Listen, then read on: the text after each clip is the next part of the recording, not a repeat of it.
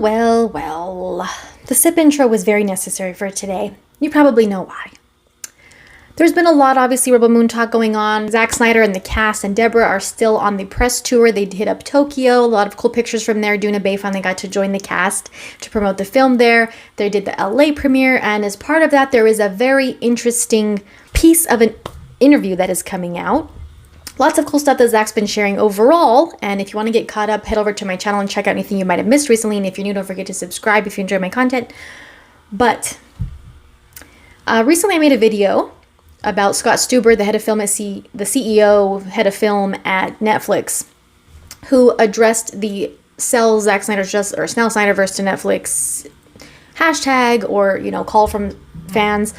And he said, it is tricky when you don't own the rights, but of course, obviously, we'd love to license it at some point. The more Zack we have, the better. And I loved that comment.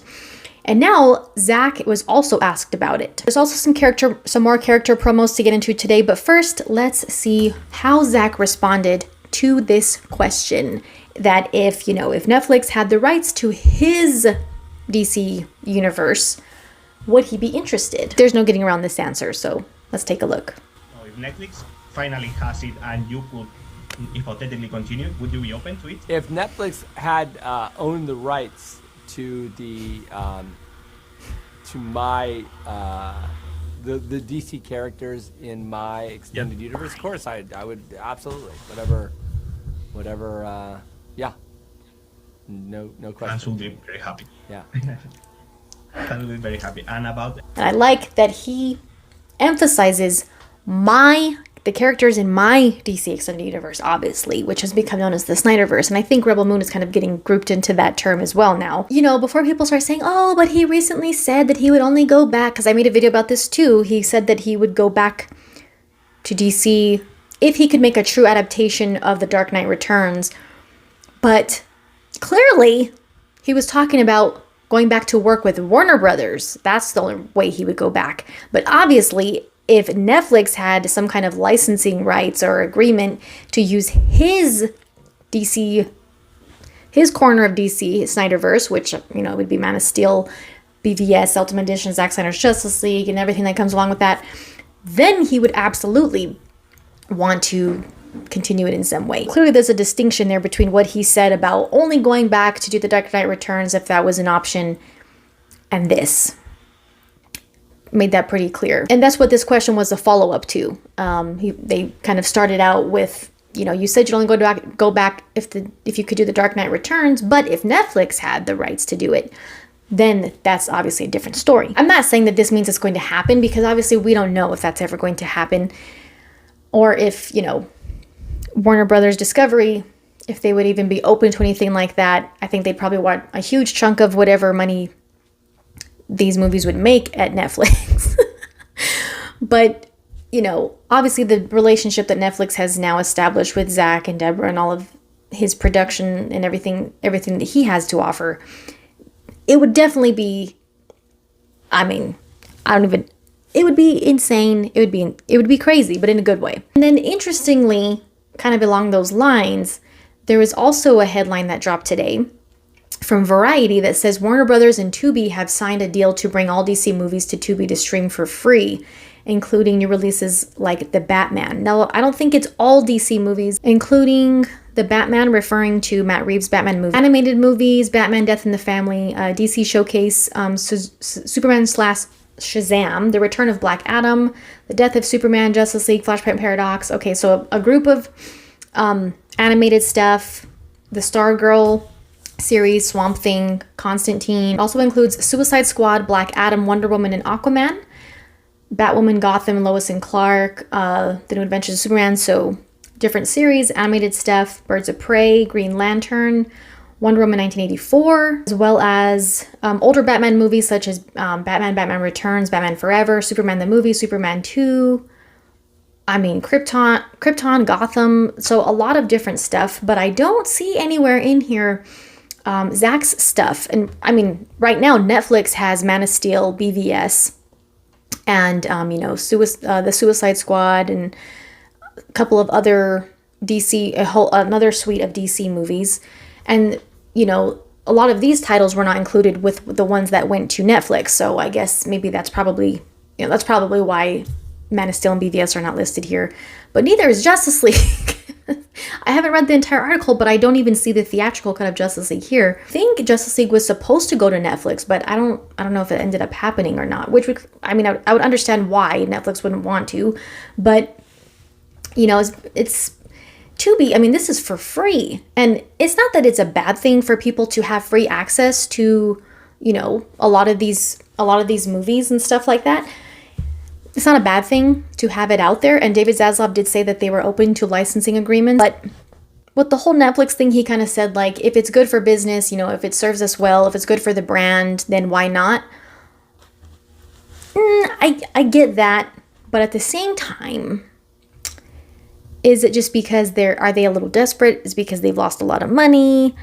Yes, other movies like Barbie and stuff like that have made a ton of money, but within the DC world, it hasn't been a great year for them, and they kind of did that to themselves. But with all these movies they inherited this year, they just did not get off to a good start.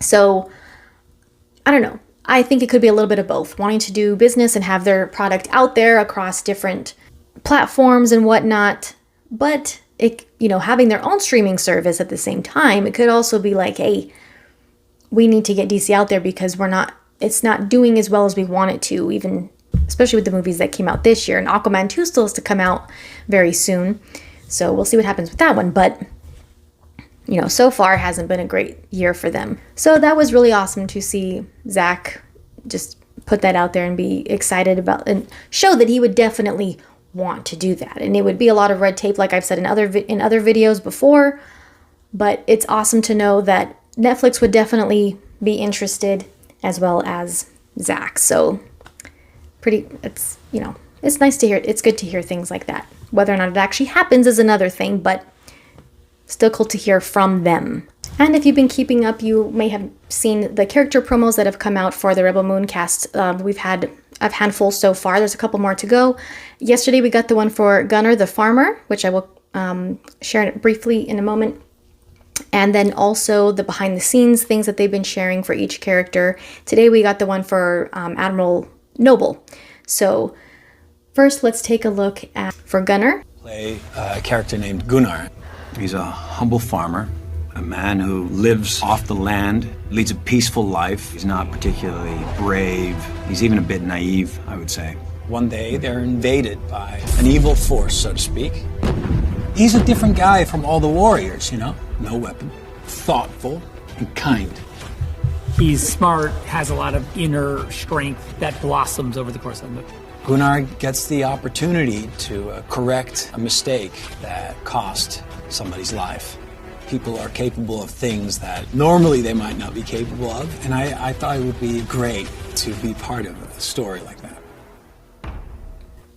Cool. So a little bit about the character Gunnar, who's more of kind of like what Zack said in his trailer breakdown. He's probably like he's us. We're him in the movie. We're the just kind of more average person that gets kind of thrown into this group of soldiers and people that have all these different types of experience, but he has to, obviously he's going to have kind of his own story to tell, and why he chooses to join Korra's, rebellion. And we also got the behind the scenes look for Ed Skrein's character, Admiral Noble, who's obviously the bad guy, what I think is going to be in just downright ruthless villain, a straight up villain who doesn't really have any, I don't think he's going to be the there's not going to be any redemption available for him. So, Zack definitely goes all the way with villains, which I appreciate.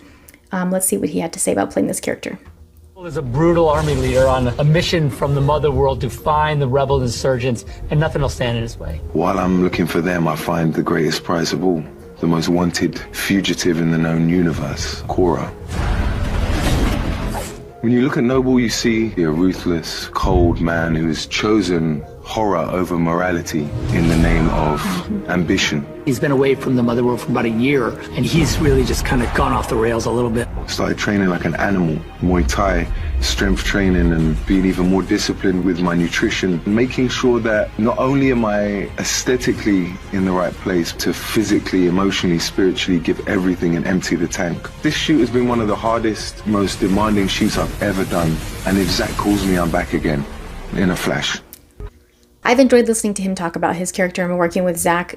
He had a lot of cool things to say as well at the CCXP panel. It seems like he really just gave everything to this character, so I'm really interested to see him play this villain who I think is going to make people uncomfortable, but, you know, the way a villain should, and it shows the stakes for the film, and, you know, it doesn't water anything down, and so that's totally what I'm expecting from him. If you've missed any of the other character promos, you can head over to my channel to check those out. They've been sharing them on the Instagram page, the Twitter page. I'm interested to see each character.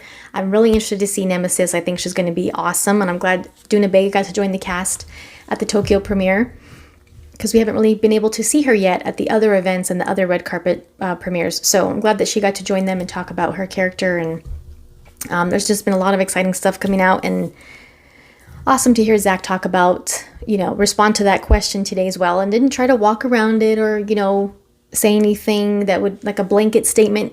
He and Scott Stuber were both very forthcoming about how they feel about that whole situation, and it's nice to see that Netflix is paying attention to the fans, and, you know, obviously Zack does too. Looking forward to more Rebel Moon stuff, and can't wait to watch the movie coming up very soon, One Day Closer, December 21st at 7 p.m. Pacific time. So thank you guys for watching. Stay caught up. Subscribe if you're not subscribed yet. Hit the notification bell and leave a thumbs up if you enjoyed this video. I appreciate all the support. Thanks, guys. We'll see you very soon.